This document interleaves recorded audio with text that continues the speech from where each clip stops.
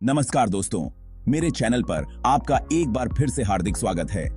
जो लोग पहले से सब्सक्राइब कर चुके हैं, आपका बहुत बहुत धन्यवाद।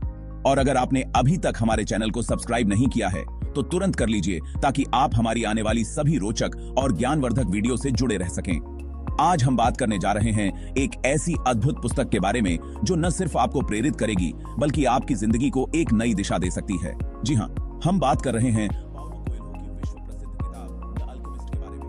अगर आप इस वीडियो को अंत तक देखते हैं तो आपको इस पुस्तक से जुड़े ऐसे रहस्य और जीवन के महत्वपूर्ण सबक मिलेंगे जो आपको अपने सपनों को पूरा करने की दिशा में प्रेरित करेंगे। तो चलिए बिना देर किए शुरू करते हैं। अध्याय 1, सैंटियागो का सपना और आंतरिक संघर्ष। हमारी कहानी शुरू होती है स्पेन के अंडालूसिया क्षेत्र में रहने वाले एक युवा चरवाहे सैंटियागो से। वह एक साधारण जीवन जीता है, अपनी भेड़ों के साथ हरे भरे मैदानों में घूमता है, लेकिन उसकी आत्मा में दुनिया देखने और नए अनुभवों को जीने की प्रबल इच्छा है। एक रात उसे एक रहस्यमय सपना आता है जिसमें वह मिस्र के पिरामिडों के पास एक छिपे हुए खजाने का संकेत पाता है। यह सपना बार बार आने लगता है जिससे सैंटियागो बेचैन हो जाता है। वह सोचता है कि क्या यह सपना सिर्फ एक कल्पना है या इसमें कोई गहरा अर्थ छिपा है। अपने सपने का अर्थ जानने के लिए वह एक जिप्सी बूढ़ी औरत से मिलता है। वह उसे बताती है कि सपने ईश्वर की भाषा हैं और उसे अपने सपने का अनुसरण करना चाहिए। हालांकि सैंटियागो को उस पर पूरी तरह से विश्वास नहीं होता, लेकिन उसके शब्द उसके मन में गूंजते रहते हैं। वह दुविधा में पड़ जाता है कि क्या वह अपने सुरक्षित और परिचित जीवन को छोड़कर अज्ञात की ओर कदम बढ़ाए। अध्याय 2, राजा मेल्चिजेदेक से मुलाकात और व्यक्तिगत किंवदंती की समझ। सैंटियागो की मुलाकात एक रहस्यमयी बूढ़े आदमी से होती है जो खुद को सलेम का राजा मेल्चिजेदेक बताता है। यह बूढ़ा आदमी सैंटियागो के जीवन के बारे में ऐसी बातें जानता है जो कोई अनजान व्यक्ति नहीं जान सकता था। मेल्चिजेदेक उसे पर्सनल लेजेंड यानी व्यक्तिगत किंवदंती के बारे में समझाता है। वह कहता है, जब आप वास्तव में कुछ पाना चाहते हैं तो पूरा ब्रह्मांड आपको उसे पाने में मदद करने की साजिश करता है। यह विचार सैंटियागो को गहराई से प्रभावित करता है और उसे अपने सपनों का पीछा करने के लिए प्रेरित करता है। मेल्चिजेदेक उसे 2 जादुई पत्थर उरिम और थुम्मिम देता है जो उसे संकेत देने में मदद करेंगे। वह सैंटियागो को बताता है कि जीवन में सबसे बड़ा झूठ यह है कि हमारा भाग्य पहले से तय है और हम उसे बदल नहीं सकते। यह सुनकर सैंटियागो में एक नई ऊर्जा का संचार होता है। वह निर्णय लेता है कि वह अपने सपने की खोज में आगे बढ़ेगा, चाहे रास्ता कितना ही कठिन क्यों न हो। अध्याय 3, अफ्रीका की यात्रा, प्रारंभिक कठिनाइयां और सीख। सैंटियागो अपने भेड़ों को बेचकर अफ्रीका के टंगियर्स के लिए रवाना होता है। जब वह वहां पहुंचता है तो उसे भाषा की दिक्कत और सांस्कृतिक अंतर का सामना करना पड़ता है। एक बाजार में वह एक व्यक्ति पर भरोसा करता है जो उसका गाइड बनने का दावा करता है, लेकिन वह व्यक्ति उसका सारा पैसा चुरा लेता है और गायब हो जाता है। इस विश्वासघात से सैंटियागो टूट जाता है। वह अकेला बिना पैसे और साधनों के एक अनजान देश में फंसा हुआ है। वह सोचता है कि स्पेन लौट जाए और अपने पुराने जीवन में वापस चला जाए, लेकिन फिर उसे मेल्चिजेदेक के शब्द याद आते हैं। वह निर्णय लेता है कि वह इस स्थिति से कुछ सीखेगा और आगे बढ़ेगा। यह उसके लिए एक महत्वपूर्ण मोड़ है जहां वह समझता है कि चुनौतियां हमें मजबूत बनाती हैं। अध्याय 4, क्रिस्टल की दुकान में काम, नवाचार और आत्मविश्वास का विकास। बिना पैसे के सैंटियागो एक क्रिस्टल की दुकान पर काम मांगता है। दुकानदार पहले संकोच करता है, लेकिन सैंटियागो की मेहनत और उत्साह देखकर उसे काम पर रख लेता है। दुकान की हालत ठीक नहीं होती और बिक्री कम होती है। सैंटियागो अपनी चतुराई से दुकान की बिक्री बढ़ाने के नए तरीके सुझाता है, जैसे कि दुकान के बाहर क्रिस्टल को सजाना और ग्राहकों को आकर्षित करना। वह दुकान में चाय परोसने का विचार भी देता है ताकि ग्राहक अधिक समय बिताएं और खरीदारी करें। यह नवाचार सफल होता है और दुकान की बिक्री में उल्लेखनीय वृद्धि होती है। एक साल में सैंटियागो पर्याप्त पैसा कमा लेता है। इस दौरान वह समझता है कि इच्छा शक्ति, दृढ़ता और रचनात्मक सोच से वह कुछ भी हासिल कर सकता है। यह अनुभव उसे आत्मविश्वास से भर देता है। अध्याय 5, रेगिस्तान की यात्रा की तैयारी, नए साथी और निर्णय की घड़ी। सैंटियागो के पास अब 2 विकल्प हैं, या तो वह स्पेन लौट जाए और अपने पुराने जीवन में वापस चला जाए, या फिर अपने सपने का पीछा करते हुए मिस्र के पिरामिडों की यात्रा करे। वह अपने भीतर झांकता है और निर्णय लेता है कि वह अपने पर्सनल लेजेंड की खोज जारी रखेगा।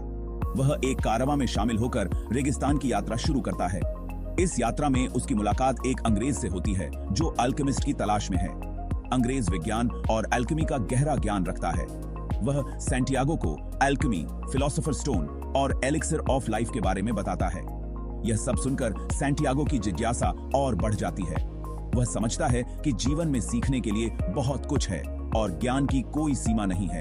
अध्याय 6 है रेगिस्तान की यात्रा, प्रकृति से संवाद और ओएसिस की ओर अग्रसर। रेगिस्तान की यात्रा चुनौतीपूर्ण और खतरों से भरी होती है।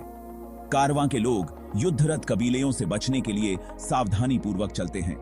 इस दौरान सैंटियागो प्रकृति से सीखना शुरू करता है।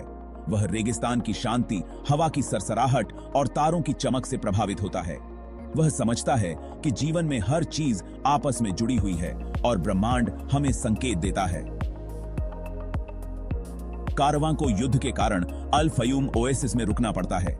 यह ओएसिस हरा भरा और शांति से भरा होता है। यहाँ पर लोग एक सामंजस्यपूर्ण जीवन जीते हैं। सैंटियागो को एहसास होता है कि उसे केवल किताबों से ही नहीं बल्कि अपने आसपास की दुनिया से भी सीखना चाहिए। वह अपने आसपास के संकेतों को समझने की कोशिश करता है।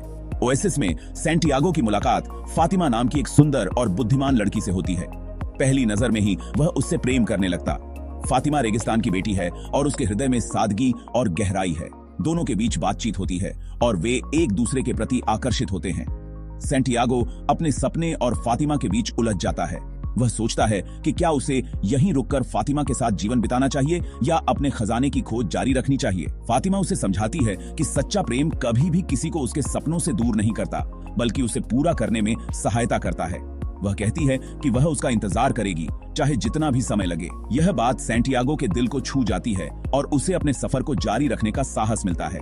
अध्याय 8 अल्केमिस्ट से मुलाकात, ज्ञान का मार्गदर्शन और आत्मा की खोज। एक दिन सैंटियागो रेगिस्तान में बाजों के उड़ान से एक भविष्यवाणी करता है जो आने वाले हमले की चेतावनी देती है। वह यह बात ओएसिस के प्रमुखों को बताता है जिससे उसकी बुद्धिमानी और दूरदर्शिता की प्रशंसा होती है। उसी रात उसकी मुलाकात एक शक्तिशाली अल्केमिस्ट से होती है जो रेगिस्तान में रहता है। अल्केमिस्ट सैंटियागो को अपने साथ मिस्र के पिरामिडों तक ले जाने की पेशकश करता है। यात्रा के दौरान अल्केमिस्ट उसे ब्रह्मांड की आत्मा से जुड़ने, अपने दिल की आवाज सुनने और आत्मज्ञान प्राप्त करने की कला सिखाता है। वह उसे सिखाता है कि कैसे हम अपने भीतर की शक्तियों को पहचानकर असंभव को संभव बना सकते हैं। अल्केमिस्ट कहता है, जो कुछ भी तुम्हें जानने की जरूरत है वह तुम्हारे भीतर ही है। अध्याय 9 चुनौतियां, विश्वास की परीक्षा और आत्म परिवर्तन। अपने सफर के दौरान सैंटियागो और अल्केमिस्ट को युद्धरत कबीले पकड़ लेते हैं। कबीले के लोग उन्हें जासूस समझते हैं और उन्हें मारने का फैसला करते हैं।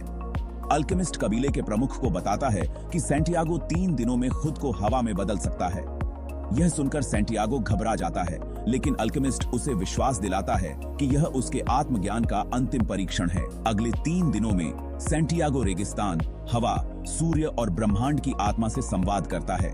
वह अपने भीतर गहराई से झांकता है और समझता है कि वह भी ब्रह्मांड का ही एक हिस्सा है। अपने गहन ध्यान, विश्वास और आत्मसमर्पण से वह एक तूफान पैदा करता है और खुद को हवा में बदलने जैसा चमत्कार करता है।